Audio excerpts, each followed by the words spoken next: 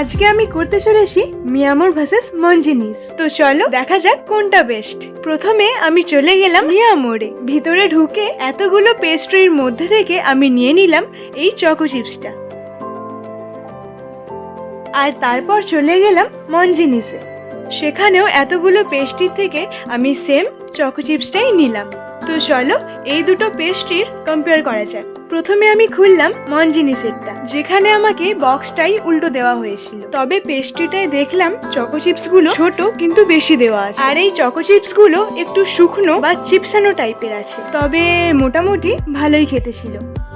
আর তারপরে খুললাম মিয়ামোরেরটা, তবে এখানে চকো চিপস গুলো বড় ছিল, আর এটা আগেরটার তুলনায় বেশি ফ্রেশ লাগছিল, আর এটা খেতে বেশি ভালো লাগছিল। এখানে আমার মতে মিয়ামোরটাই বেস্ট। আর এই ছবিটাই দেখো, এখানে চকলেটের পরিমাণটা কতটা কম আর এখানে কতটা বেশি।